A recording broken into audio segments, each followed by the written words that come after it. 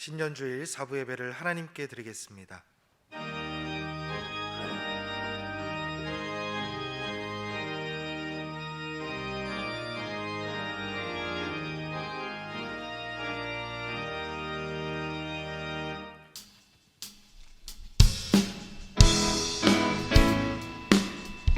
주님 앞에 박수로 나아가겠습니다.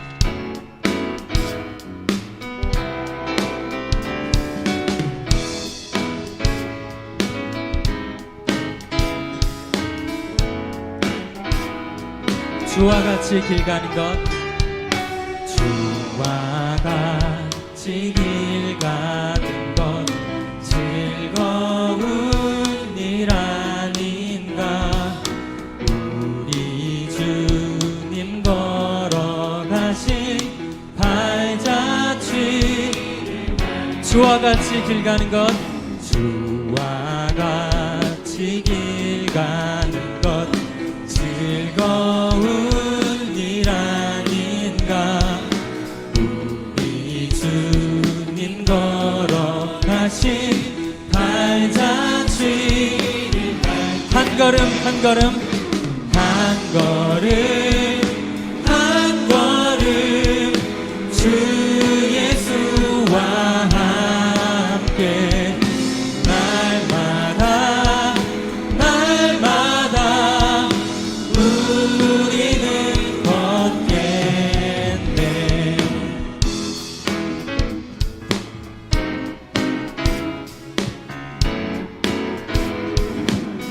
어린아이 같은 우리, 어린아이 같은 우리, 미련하고 약한 주의 손에 이끌려 생명길로 가겠네. 다시 한번 어린아이 같은 우리, 어린아이 같은 우리, 미련하고 약하나 주의 손에 이끌리어 생명길, 주와 같이 한 걸음 한 걸음 한 걸음 한 걸음 주 예수와 함께 날마다 날마다 우리는 한 걸음 한 걸음 한 걸음 한 걸음 주 예수와 함께 날마다 날마다 우리 주님과 함께 다시 한번 한 걸음 한 걸음 한 걸음 한 걸음 주 예수와 함께 날마다 날마다 우리는 걷겠네.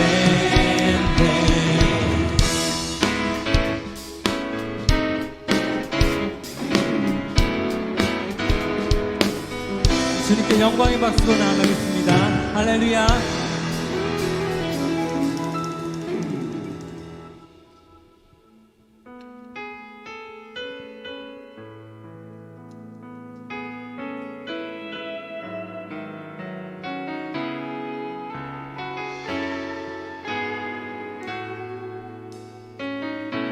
따스한 성령님, 따스한 성령님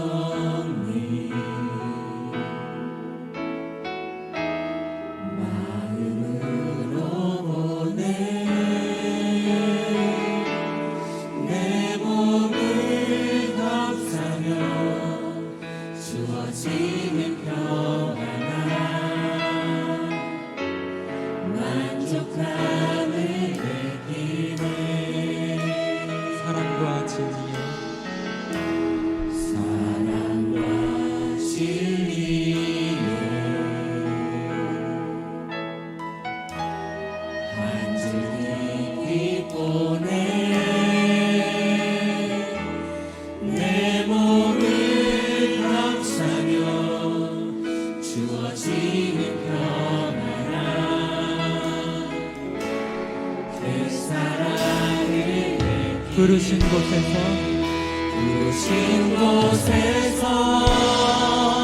나는 예배하네. 어떤 상황에도 나는 예배하네. 부르신 곳에서 나는 예배하네. 어떤 상황에도 나는 예배하네. 사랑과 진리에 사랑과 진리에 한 줄기 빛보네. 내 몸을 감싸며 주어지는 평안함. 이 시간 그 사랑을 느끼네. 부르신 곳에서 부르신 곳에서 나는 예배하네. 어떤 상황에도 나는 예배하네. 부르신 곳에서 나는 예배하네. 어떤 상황에도 나는 다시 한번 부르신 곳에서 부르신 곳에서 나는 예배하네. 어떤 상황에도 나는 예배하네.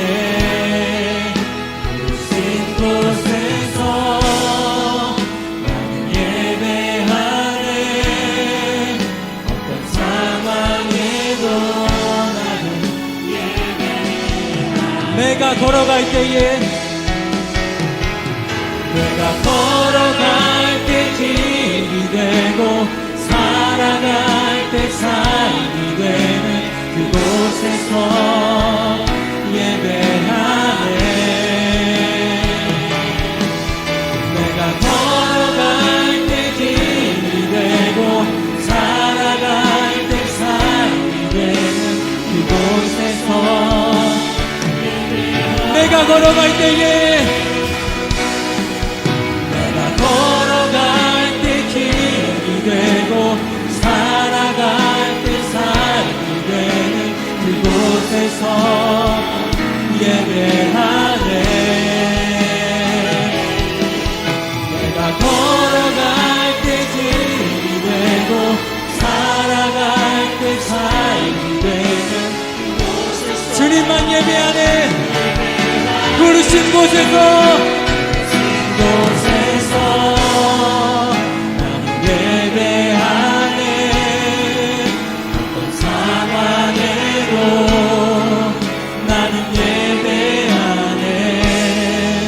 부르신 곳에서 나는 예배하네.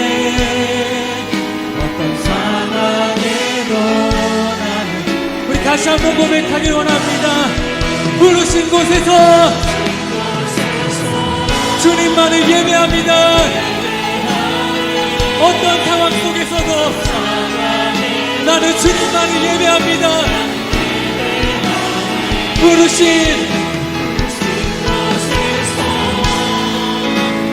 예배하네. 어떤 상황에도 나는 예배하네. 이 시간 주님 앞에 기도하며 나아가겠습니다. 먼저 영적인 목사로 세워주신 담임 목사님 영육간에 강건할 수 있도록 항상 주님께서 붙들어 주시고 이 시간 은혜와 축복 사모하며 주님 앞에 기도하며 나아가겠습니다. 하나님 말씀은 로마서 1장 16절에서 17절 말씀입니다. 신약성경 239페이지입니다. 로마서 1장 16절에서 17절 말씀 제가 봉독하겠습니다. 내가 복음을 부끄러워하지 아니하노니 이 복음은 모든 믿는 자에게 구원을 주시는 하나님의 능력이 됨이라. 먼저는 유대인에게요 그리고 헬라인에게로다. 복음에는 하나님의 의가 나타나서 믿음으로 믿음에 이르게 하나니 기록된 바 오직 의인은 믿음으로 말미암아 살리라 함과 같으니라. 이 시간 시온 찬양대의 찬양이 있겠습니다.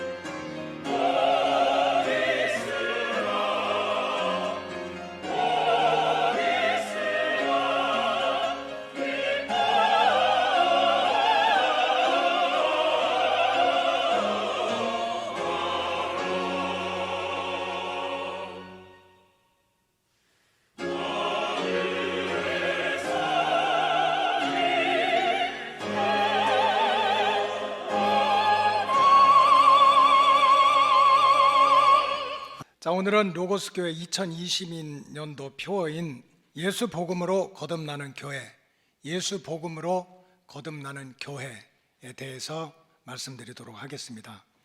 정확하게 2019년 2월 둘째 주에 여기서 성전 기도를 밤늦게 드리다가 성전문이 닫힐 수 있다, 성전문이 닫힐 수 있다 하는 주님의 음성을 너무나 선명하게 들었습니다. 성전문이 언제나 열려 있는 것은 아니다. 전쟁이나 기근이나 또 지진이나 전염병이나 그리고 생각하지 못했던 순간에 박해 역사가 시작되면 성전문은 언제든지 닫힐 수 있다는 말씀을 강력하게 들었습니다.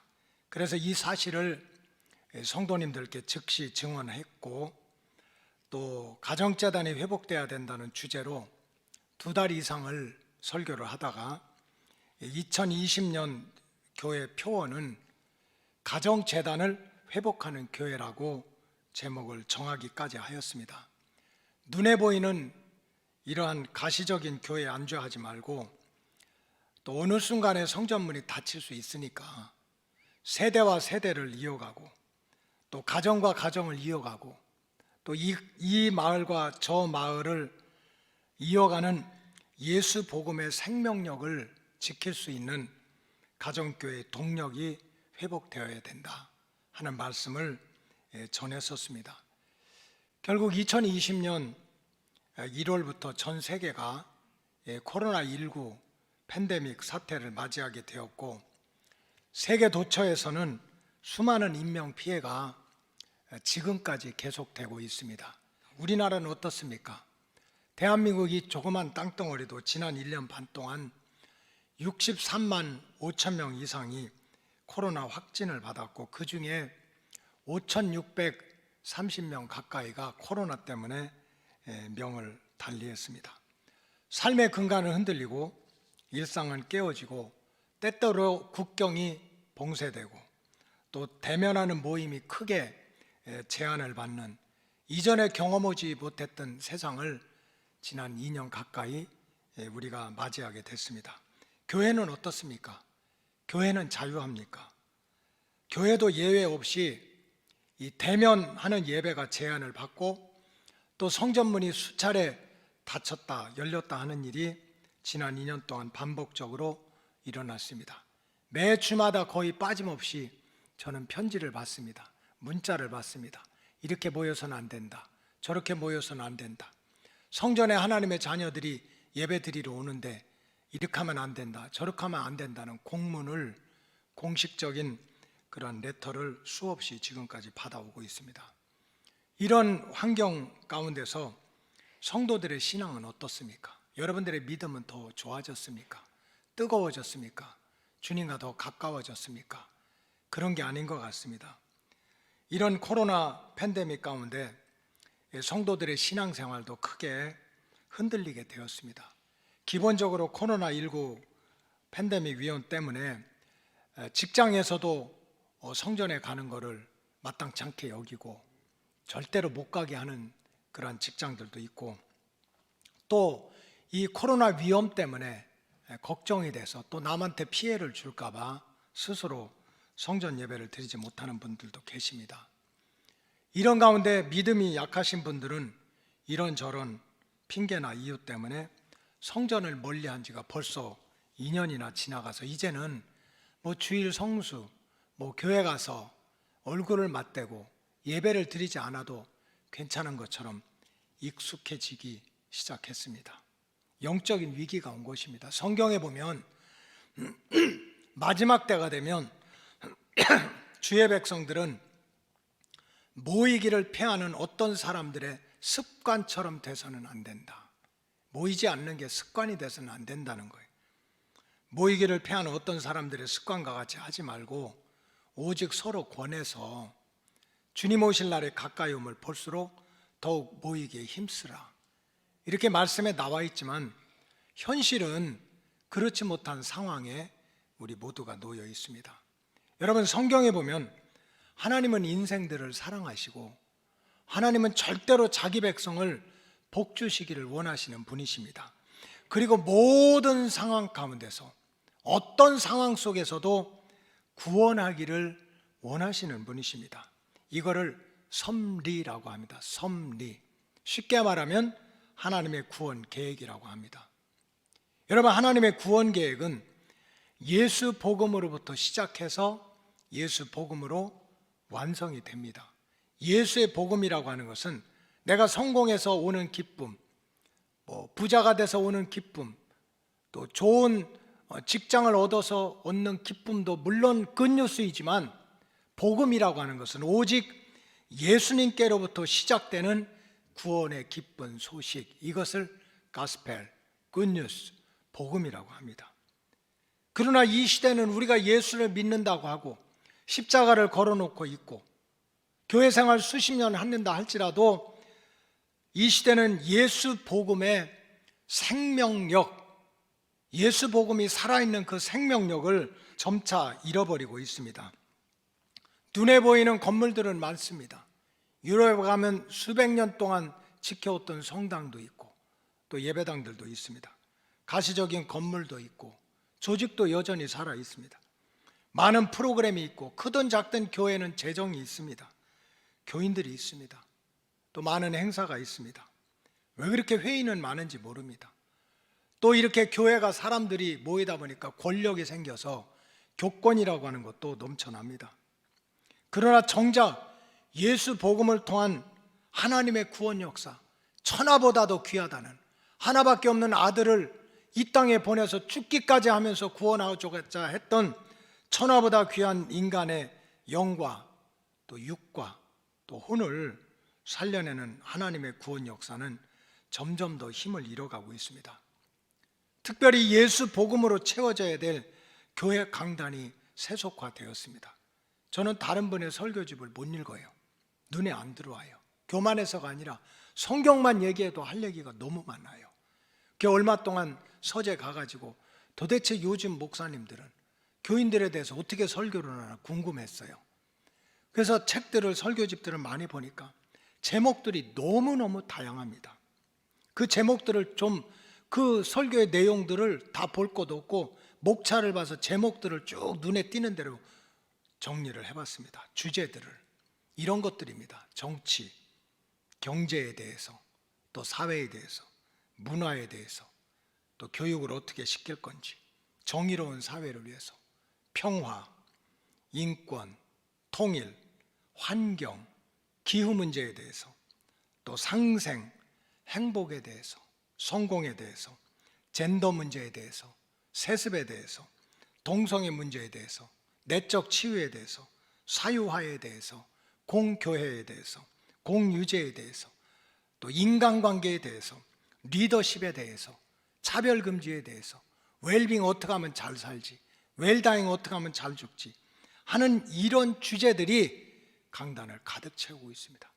물론 이런 주제들이 우리 육신적인 삶과 떠나서 살 수 없는 현실적인 문제입니다. 그 어느 것 하나 우리의 삶에 중요하지 않은 주제들이 없습니다. 그럼에도 불구하고 정작 하나님의 구원 역사에서 가장 중요한 예수의 복음은 찾아보기가 쉽지 않습니다. 고장난 인생을 고쳐준다고 해도, 고난당한 인생들을 구원해준다고 해도, 죄와 사망의 법에서 건져주고 또 악한 영들로부터 오는 결박을 풀어주고 새하늘과 새 땅을 열어주시는 예수의 복음이 오히려 무시를 당하고 있습니다. 예수 얘기하면 벌써 눈을 감습니다. 그거 다 아는 얘기인데, 우리 다 알아. 2000년 전에 예수님 오셨고 내 죄를 위해서 십자가에 달려 돌아가실 때 그걸 모르는 사람이 어디가 있어. 3일 만에 부활하셨고 교회는 이렇게 되고 너무나 다 알고 있습니다. 그래서 오히려 예수의 복음에 대해서 얘기하면 도리어 다 안다고 졸고 있고, 예수의 십자가를 얘기하면 이미 그것도 다 아는 얘기라고 줄줄줄줄 외우고 있습니다. 그러면서도 자기의 삶의 현장에서 예수 복음이 생명이고 예수 복음이 내 인생의 구원이라는 것을 체험하지 못하면서 하나님의 구원 역사를 귀로만 듣지 몸으로 체험하지 못하는 신앙생활을 하는 사람들이 얼마나 많은지 알 수가 없습니다. 여러분, 예수 복음이 회복이 돼야 됩니다. 특별히 교회가 예수 복음으로 거듭나는 역사가 나타나야 됩니다. 여러분, 건물도 중요하고 조직도 중요합니다. 재정도 중요하고 여러 가지 프로그램도 중요합니다. 그러나 본질적으로 중요한 것은 예수님의 복음입니다. 이 눈에 보이는 이러한 화려한 것들은, 눈에 보이는 이러한 수고스러운 많은 프로그램들은 한순간에 모래성처럼 무너질 수가 있습니다. 4, 5년 전에 베트남 호치민에 가가지고 목회자들 70명과 일주일 동안 아침 8시부터 밤 10시까지 입에서 다 빵꾸가 나면서 성경을 가르쳤던 적이 있습니다. 그때 자기 할아버지도 죽고 아버지도 죽고 젊은 나이에 베트남 도망가가지고 그래도 예수 복음 버리지 않았던 그런 목사님을 만나게 됐는데, 이분이 그런 얘기를 합니다. 한국도 조심해야 된다고. 1973년도 74년도에 파리에서 평화협정을 맺은 다음에 미군들이 철수한 다음에 베트남은 한순간에 공산화됐다고 합니다. 서로 총을 쏘고 대포알을 날아다니는 것이 아니라 한순간에 공산화가 돼가지고 교회 문은 닫고 1년 사이에 공장으로 바뀌고 사무실로 바뀌고 목회자들은 죽임을 당하고 성도들은 지하로 한순간에 숨게 되었다. 눈에 보이는 건물, 조직, 사람들, 환란의 때가 오니까, 전쟁의 때가 오니까, 죽인다 살린다 하니까 한순간에 모래성처럼, 한순간에 티끌처럼 다 사라지더라는 거예요. 본질을 놓치지 말아야 된다는 거예요. 예수님의 수제자인 베드로는 얼마나 예수 잘 믿었습니까? 3년 동안 예수 쫓아다니면서 말씀도 듣고 기적도 체험하고 빵도 얻어먹고, 그래 제자 중에 으뜸가는 제자라고 그랬어요. 그러나 예수님 잡히시고 고난 받으니까 배반했어요. 무서워서 죽을까 봐 도망갔습니다. 자기 목숨이 아까워서 배반하고 도망갔던 베드로가 부활의 주님을 만난 후에는 완전히 바뀌었습니다. 사내들인, 그때 당시에 유대교의 지도층, 최상의 지도층에 있는 공회원들을 앞에 두고 목숨을 걸고 외쳤던 설교의 주제가 뭡니까? 예수 외에는 구원의 길이 없다는 거예요. 예수를 고발하고 예수를 재판받게 하고 예수를 십자가에 못 박고 예수를 죽게 했던 그 사람들에게 예수 외에는 구원의 길이 없다는 거예요. 예수의 복음을 전했습니다. 자, 사도행전 4장 12절 다 같이 읽어보겠어요. 시작. 다른 이로서는 구원을 얻을 수 없나니 천하 사람 중에 구원을 받을 만한 다른 이름을 우리에게 주신 일이 없다는 거예요. 나 예수 잘 믿다 도망갔지만, 한때는 예수님의 수제자라고 했지만 예수 복음 모르고 도망다녔지만 진짜 예수 복음을 알고 나니까 거기에 생명이 있고 거기에 영생이 있다는 걸 아니까 나는 이제 더 이상 도망갈 수가 없다는 거예요. 사방에 우겨쌈을 당하고 나를 죽인다 하더라도 내가 예수 복음을 버릴 수는 없다는 거예요. 사도 바울은 복음은 모든 믿는 자에게, 잘난 자에게, 성공한 자에게, 혈통이 좋은 자에게, 가문이 좋은 자에게 아니라 모든 믿는 자에게 구원을 주시는 하나님의 능력이고 하나님의 선물이라고 그랬습니다. 자, 로마서 1장 16절 읽어봅시다. 시작. 내가 복음을 부끄러워하지 아니하노니 이 복음은 모든 믿는 자에게 구원을 주시는 하나님의 능력이라. 먼저는 유대인에게요, 그리고 헬라인에게로다. 만약에 예수의 복음이 잘난 사람, 좋은 학교 나온 사람, 가문이 좋은 사람, 착한 사람, 의로운 사람, 성격 좋은 사람에게만 구원의 기쁜 소식이 주어진다면 우리는 불안합니다. 우리는 자신이 없습니다. 근데 그게 아니라는 거예요. 누구든지 모든 믿는 자에게 구원을 주시는 하나님의 능력이라는 거예요. 선물이라는 거예요. 예수님을 만난 적도 없고 손 한 번 잡고 악수한 적도 없고 커피 한 잔 마셔본 적은 없는데 예수님에 대한 얘기를 들으면 이게 믿어져. 여러분, 믿음도 선물입니다. 하나님이 주셔야 되는 거예요. 그래서 사도 바울은 우리가 하나님의 구원 역사에 들어온 것은 결국은 예수의 복음을 믿을 수 있도록 은혜를 주신 하나님의 선물이라는 거예요. 선물이다. 그러나 이 시대는 그런 예수 복음의 생명력을 잃어버리고 있어요. 도리어 예수 복음이 무시를 당하고 예수 복음이 숨어지는 영적 위기의 때를 맞이하고 있어요. 예수 복음은 무시를 당하고 있으며 오히려 다른 복음이 강성해지고 있는 영적 위기의 시대를 우리가 살아가고 있어요. 다른 복음이 주의 백성들을 미혹하고 다른 복음이 교회의 생명력을 무너뜨리고 있습니다. 교회가 예수 복음으로 무장하고 예수 복음으로 훈련받지 못하니까 다른 복음이, 예수는 예수인데 다른 복음이 주의 백성들을 미혹하고 넘어뜨리는 일들이 차고 넘치게 됐다는 뜻입니다. 사도 바울은 이미 2000년 전에 마지막 때가 되면, 주님 오실 날이 되면 다른 복음이 나타나서 천하보다 귀한 영혼들을 미혹하고 하나님의 구원의 방주를 오염시킨다고 하는 그런 경고를 수차례 내렸습니다. 자, 고린도후서 11장 4절 다 같이 읽어보겠습니다. 시작. 만일 누가 가서 우리가 전파하지 아니한 다른 예수를 전파하거나 혹은 너희가 받지 아니한 다른 영을 받게 하거나 혹은 너희가 받지 아니한 다른 복음을 받게 할 때는 너희가 잘 용납하는구나. 지금 책망하고 있는 거예요. 그렇게 예수 얘기해도 믿지 않고 예수 붙잡지 않고 예수 복음 그거 다 아는 거야 하고 내팽개치더니 다른 복음은 그렇게 덥석덥석 그게 사는 길인지 죽는 길인지 내 영혼이 천국 가는지 지옥 가는지도 모르고 다른 복음은 덥석덥석 받아먹고 있는 때가 온다고 하는 거예요. 갈라디아 교인들한테 사도 바울이 뭐라고 그랬습니까? 자, 갈라디아서 1장 7절 보겠어요. 시작.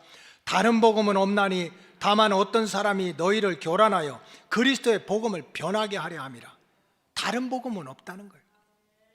다른 굿뉴스, 다른 기쁜 소식은 없다는 거예요. 어떤 사람들이 교묘하게 우리의 영혼을 도둑질하고 우리의 마음을 속여가지고 그리스도의 복음을 변질시키려고 하는 거지 다른 기쁜 소식, 구원의 기쁜 소식은 없다는 거예요. 8절 읽어봅시다. 시작. 그러나 우리나 혹은 하늘로부터 온 천사라도 우리가 너희에게 전한 복음 외에 다른 복음을 전하면 저주를 받을지어다. 내가 몰라서 그게 아닌 거예요. 오직 구원의 기쁜 소식, 굿뉴스는 예수의 복음밖에 없는데 다른 복음을 얘기하는 자는 저주를 받아. 말하는 자가 저주를 받는데 듣는 자도 망한다는 거예요. 여러분, 여기서 사도 바울이 말하는 다른 복음은 무엇입니까? 크게 말하면 두 가지인데 하나는 이단의 사설이고 또 하나는 인본주의 사상입니다. 여러분, 이단의 사설들이 지금 얼마나 많은 백성들을, 정말 주님이 목숨 걸고 구원한 백성들을 그 목에다가 연자맷돌을 매가지고 지옥의 구렁텅이로 끌고 들어가는지 여러분, 이 시대 우리가 눈으로 보고 있습니다. 성경을 똑같이 가르칩니다. 예수님에 대해서 똑같이 얘기해요. 우리보다 더 성경을 가르치고 더 진리를 안다고 그러고 더 예수님에 대해서 얘기를 합니다. 그러나 성경과는 전혀 다른 관점, 성경과는 전혀 다른 내용을 가지고 예수님의 구원의 복음을 무너뜨리고 있습니다. 통일교를 보십시다. 가장 예수님을 많이 얘기하는 그러한 이단 중에 하나는 통일교입니다. 통일교가 예수에 대해서 얼마나 가르치는지 몰라요. 그럼 복음입니까? 통일교가 예수에 대해서 가르치는데 내용은 이것입니다. 예수는 실패자라는 겁니다. 하나님이 인간을 창조할 때 생육하고 번성하고 충만하고 다스리라고 그랬는데 예수님이 뭐 한 거 있냐? 로마의 세력들도 물리치지 못하고 유대 그런 교권주의자들도 이기지 못해가지고 겨우 채찍 맞고 가시면류관 쓰고 십자가에 달려 죽은 실패자라는 거예요. 인간을 구원하지 못했다는 거예요. 그래서 예수님이 실패한 구원의 역사를 이루기 위해서 참 부모님이 계신데 그게 문선명이라는 거예요. 예수를 얘기합니다. 그런데도 전혀 다른 얘기를 하는 거예요. 다른 복음입니다. 여러분, 여호와의 증인은 어떻습니까?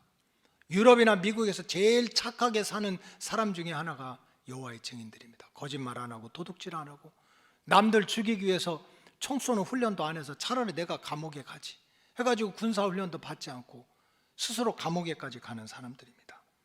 그런데 이 사람들은 예수를 뭐라고 합니까? 예수의 부활은 영의 부활이라는 거예요. 삼위일체를 부인합니다. 우리는 예수가 하나님이라고 믿는데 하나님이 아니라는 거예요. 예수는 하나님의 아들이 아니라는 거예요. 예수 얘기를 제일 많이 합니다. 원래 예수는 하나님의 아들이 아니고 천사장 가브리엘이 육신의 몸을 입고 이 땅에 와가지고 그저 구원의 역사를 하다가 죽으니까, 예수는 인간이기 때문에 육체는 그냥 땅속에 들어간 거고 그 영은 원래가 천사의 영이니까 올라갔다는 거예요. 그러니까 예수의 부활은 그저 영의 부활이지 육체는 우리랑 똑같이 그냥 죽어서 땅에 묻혔다는 겁니다. 예수를 얘기하는데 전혀 다른 얘기를 하고 있는 거예요. 전혀 다른 얘기. 성경에 맞지 않는 거예요. 십자가에 달리셨다가 무덤에 갇혀서 3일 만에 부활하신 예수님이 홀령이 돌아다녔습니까? 아니에요. 제자들을 만나서 의심 많은 도마의 손을 잡고 내 손 좀 만져봐. 육체가 있습니다. 창에 찔린 옆구리도 만져봐. 베드로의 생선 좀 고와라. 부활하신 예수님이 영도 육도 부활하신 하나님의 아들이에요. 근데 예수를 얘기하면서 전혀 다른 얘기를 얘기합니다. 여러분, 이 시대에 가장 또 활발한 이단은 신천지 아닙니까?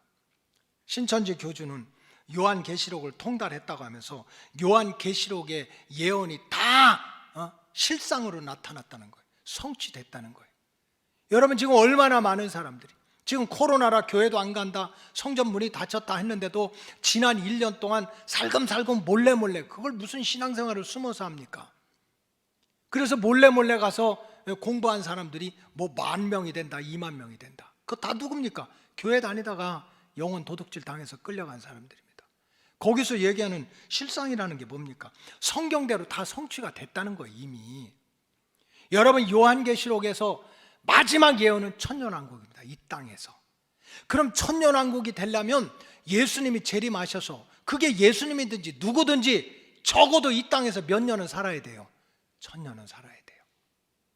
그리고 천년왕국이 실상이 됐다면 그분이 1000년 사시는지 우리 두고 보면 되는 거예요.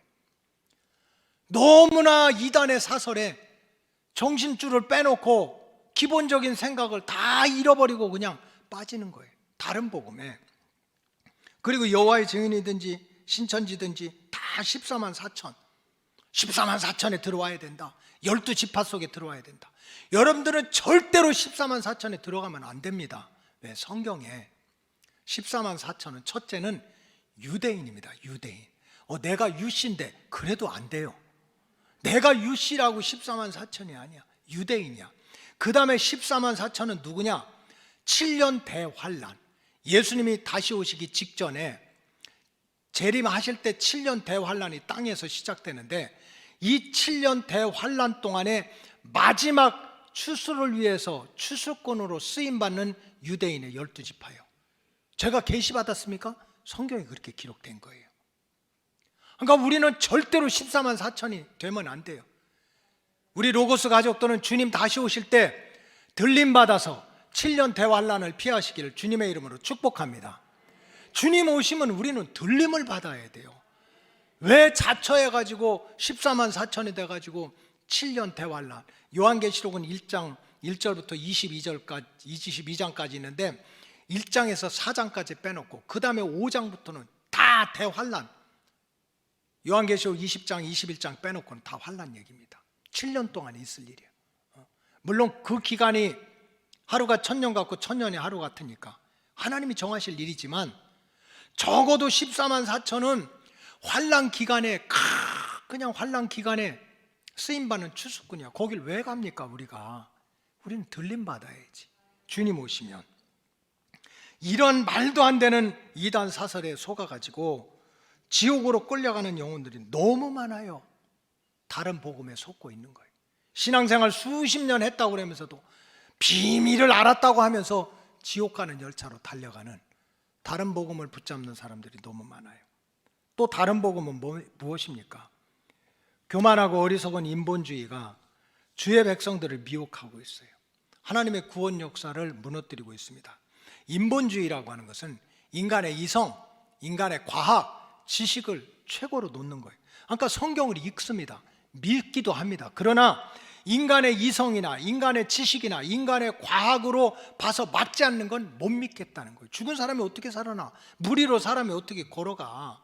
말 한마디 했다고 풍랑이 잔잔해지냐? 그건 다 전설이야, 소설이야 하고, 적어도 성경에 나오는 기적, 천국, 지옥, 심판, 영생, 부활, 이런 영적인 비밀과 진리는 다 인정하지 않는 거예요.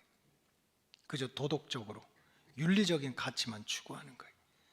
이런 인본주의, 인간의 생각이나 지식을 가지고 하나님의 말씀을 난도질하고 무시하는 인본주의와 자유주의가 신학교를 점령했어요.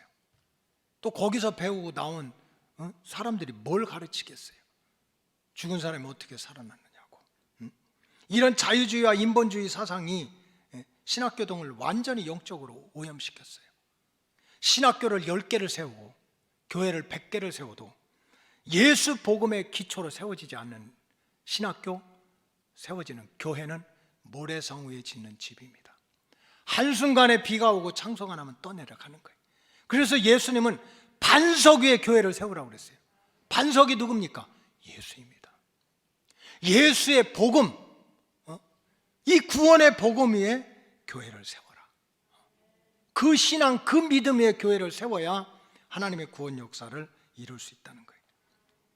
여러분, 정신을 차리고 예수 복음으로 돌아와야 될 줄로 믿습니다. 예수 복음이 회복돼야 됩니다. 예수 복음으로 거듭나는 교회, 사람들만 모였다가 흩어지고 그저 코로나 때문에 모이라면 모이고 또 10% 모이라면 안 모이고 이렇게 하면 끝나는 것이 아니라 전쟁이 나고 기근이 나고 지진이 나고 전염병이 나고 가난의 귀신이 붙어서 우리를 힘들게 하더라도 내 영과 육과 혼을 살리는 것은 오직 예수밖에 없다. 이 믿음으로 모이는 교회가 돼야 되는 거예요. 이 믿음으로. 여러분, 예수 복음은 어떤 복음입니까? 예수 복음은 구원의 복음입니다. 인생은 그 누구도 죄로부터 오는 심판과 죽음으로부터 오는 두려움, 또 질병에 대한 위험. 여러분, 왜 마스크 쓰고 있습니까? 코로나 안 걸리려고 하는 거잖아요.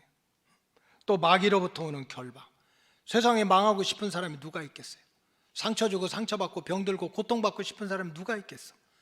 보이지도 않는 이런 마귀의 세력들이 우리를 불행하게 만들어. 이런 사슬에서 우리 스스로의 힘으로는 벗어날 수가 없습니다. 그래서 예수님이 오셨습니다. 예수의 복음은 그런 고통과 어둠으로부터 우리를 구원하는 생명의 복음입니다. 그렇기 때문에 예수 복음이 회복돼야 돼요. 둘째로, 예수 복음은 은혜의 복음입니다. 너희들이 의로워서 공로가 있어서 자격이 있어서 구원해 준다면 우리는 자신이 없습니다. 우리는 태어날 때부터 죄를 가지고 태어나고 알고 지우고 모르고 지은 죄를 수없이 밥 먹듯이 짓고 사는 우리 인생들이 뭐가 의롭고 뭐가 우리가 공로가 있겠습니까? 근데 보면은 은혜입니다. 모든 것이 내가 주님을 택한 것이 아니라 주님이 나를 택한 거예요. 세상에 내가 중학교 때 공부하고 고등학교 때 공부하고 100번 1000번을 시험을 봐도 그저 그냥 가지고 있는 지식이 있는데, 그런 지식으로 보면 성경이 믿어지지가 않는데, 세상에 성경을 읽어도 감동이 오고 말씀을 들어도 눈물이 나고 기도를 할 때도 믿어지는 그것이 하나님의 은혜가 아닙니까? 그러니까 너희가 그 은혜로 인하여 믿음으로 말미암아 구원을 얻었다는 거예요. 은혜의 복음입니다. 거저주는 선물인 거예요. 택함 받은 은혜, 믿어지게 하는 은혜 때문에 우리가 하나님의 백성이 되는 길로 들어오게 됐어요. 무엇보다도 예수의 복음은 현재적인 복음입니다. 예수님께서 계속 설교하신 제목은 두 가지입니다. 3년 동안 예수님이 줄기차게 외쳤던 것은 천국, 하나님의 나라와 또 하나는 재림입니다. I'll be back. 내가 다시 돌아오겠다는 거예요. 근데 예수님께서 말하는 천국, 그것이 마음의 천국이든지 가정의 천국이든지 인생의 천국이든지, 그거는 죽은 다음에 누리는 것이 아니라 이 땅에서부터 누릴 수 있다는 거예요. 예수님께서 계속 강조하셨던 것은, 예수 잘 믿으면 죽은 다음에 천국 가, 그것도 맞아요. 결국 예수님 재림하실 때 천국이 완성되지만 already 이미 예수님을 진심으로 왕으로 삼고 내 주인으로 삼으면 내 인생에서 하나님이 주시는 천국, 그게 마음의 천국이든지 육신의 천국이든지 가정의 천국이든지 그 천국을 누릴 수 있다는 거예요. 그래서 예수님은 공생애 중에 계속해서 내가 말하는 복음은 이 땅에서부터 누릴 수 있는 현재적인 복음이라는 거예요. 체험적인 역사를 이루어봐라. 체험을 해봐라. 체험적인 역사를 이루게 되면, 야, 천국이 멀리 있는 게 아니라 바로 나한테 찾아왔구나, 이걸 누릴 수 있다는 거예요. 여러분, 신앙 중에 가장 복된 신앙은 체험적인 신앙입니다. 무슨 죽은 다음에 천국 가는 것도 중요하지만 내 삶의 현장에서 내가 어떤 영적인 체험, 육신적인 체험, 마음의 체험을 하게 되면 야, 천국이 따로 없구나, 이렇게 된다고 주님이 말씀하신 거예요. 마태복음 12장 28절 다 같이 읽겠어요. 시작. 그러나 내가 하나님의 성령을 힘입어 귀신을 쫓아내는 것이면 하나님의 나라가 이미 너희에게 임했느니라. 하나님의 성령의 역사로 귀신이 쫓아내고 육신의 문제가 해결되면 누가 뭐라고 안 해도 야, 하나님의 나라가 이미 나한테 임했다, 나는 지금 천국의 삶을 살아가고 있다 라고 고백할 수 있다는 거예요. 천국은 죽기 전에 천국을 누릴 사람도 있다는 거예요. 자, 마가복음 9장 1절 보시겠어요? 시작. 또 그들에게 이르시되 내가 진실로 너희에게 이르노니 여기 서 있는 사람 중에는 죽기 전에 하나님의 나라가 권능으로 임하는 것을 볼 자들도 있느니라. 죽기 전에 죽은 다음에 천국은 우리 맡아는 밥상인데 죽기 전에도 하나님의 나라가 임하는 것을 볼 수가 있다는 거예요. 사도행전 3장에 보면 참 기구한 인생을 살았던 한 40대 남자 얘기가 나옵니다. 이름도 없습니다. 태어나고 보니까 걷지도 못하고 뛰지도 못하는 안진뱅이야. 할 것이 없어서 직업을 거렁뱅이로 선택해가지고 남들은 다 차려입고 은혜 받는다고 성전에 들어갔는데 자기는 성전 민문 앞에서 그저 빵 쪼가리 떡 쪼가리 하나 얻어먹는 거지요 안진뱅이로 살아갔습니다. 그러나 어느 날 베드로와 요한이 기도 시간에 성전에 들어가다가 나에게 은과 금은 없지만 나사렛 예수의 이름으로 일어나 걸어라 하는 복음이 들어왔습니다. 그 복음을 받았습니다. 금덩어리 은덩어리를 받은 게 아니라 은과 금은 없거니와 나사렛 예수 이름으로 일어나 걸어라 하는 복음을 받았습니다. 그랬을 때 이 안진뱅이가 일어나고 걷고 뛰고 성전에 들어가서 하나님을 찬양했습니다. 이 소식을 듣고 유대 교권주의자들, 장로들, 바리새인들이 다 떼거지로 몰려들어서 예수 나쁜 사람이다, 너 예수 얘기하지 마라, 예수 얘기하지 마라고 난리를 쳤습니다. 그때 안진뱅이가 뭐라고 합니까? 무슨 소리냐고, 예수가 좋은 사람이 나쁜 사람인지 당신들이 무슨 얘기를 하는지 몰라. 그러나 분명한 것은 나는 예수 때문에 살았어, 예수 때문에 고침받았어, 예수 때문에 나는 지금 천국을 누리게 되고 있어, 예수 때문에 나는 마음의 천국도 육신의 천국도 지금 누리고 있는 거야. 여러분, 예수의 복음은 죽은 복음이 아닙니다. 죽고 난 다음엔 이런 것이 아니에요. 지난 주간 이 말씀을 준비하면서 정말 간절하게 기도했어요. 하나님, 맡겨주신 양떼들, 우리 로고스 가족들 죽기 전에, 여러분들 언젠가는 죽을 거예요. 물론 주님 죽기 전에 오시면 너무 좋지, 그러나 주님 오시기 전에 죽을 수가 있어요. 주여, 죽기 전에 우리 로고스 오이코스 가족들, 부족하지만 맡겨주신 양떼들 죽기 전에 하나님의 나라를 이 땅에서 체험하게 하여 주시옵소서. 화살같이 빠르게 지내는 인생, 수고와 고통으로 찌든 인생이지만 예수의 복음이 살아나면 하나님의 나라를 이 땅에서도 누릴 수 있다는데, 죽기 전에 이 땅에서 우리 로고스 가족들 마음의 천국이든지 육신의 천국이든지 인생의 천국을 누리게 해달라고 기도했습니다. 하나님께서 왜 저와 여러분들을 세상에서 불러내서, 세상에 예수님 만난 적도 없는데, 악수 한 번 안 했는데, 차 한 잔 안 마셨는데 그분이 믿어져. 그분을 생각하면 너무 마음이 좋아. 또 그분의 이름으로 때때로 기도할 수 있는 믿음도 주셨어. 왜 하나님이 저와 여러분들을 그렇게 택하셨습니까? 세상은 힘들고 어려우니까 사람들끼리 모여서 서로 교제하고 위로하다가 흩어지라고 부른 것이 아닙니다. 그래도 하나님의 말씀은 다 착하게 살아라, 서로 사랑해라, 뭐 용서해라, 좋은 말이니까 험악한 세상을 살지만 교회 와서 마음이라도 좀 따뜻하게 가져라, 이것도 좋은 얘기입니다. 그러나 정말로 하나님이 여러분들을 택한 이유가 있습니다.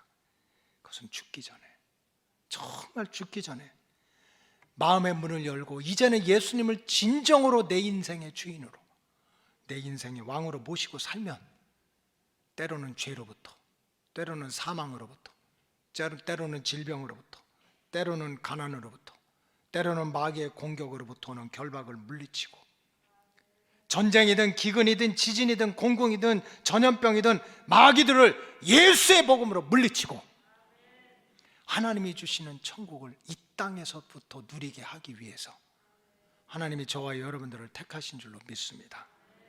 그러므로 가장 급하고 중요한 일은 예수 복음으로 거듭나는 일입니다.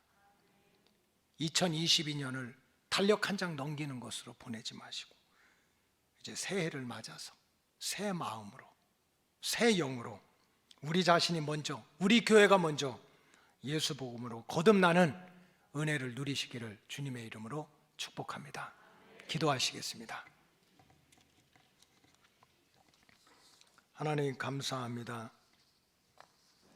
복음은 모든 믿는 자에게 구원을 주시는 하나님의 능력이고 예수의 복음은 이 땅에서부터 누릴 수 있는 현세적인 복음이라는 약속을 믿사오니 2022년 한 해 동안 죽기 전에 살아있는 동안 예수의 복음을 통해서 마음의 천국도, 가정의 천국도, 육체의 천국도, 인생의 천국도 누리는 백성들이 늘어나게 하여 주시옵소서. 축복하오며 예수님의 이름으로 기도하옵나이다. 아멘.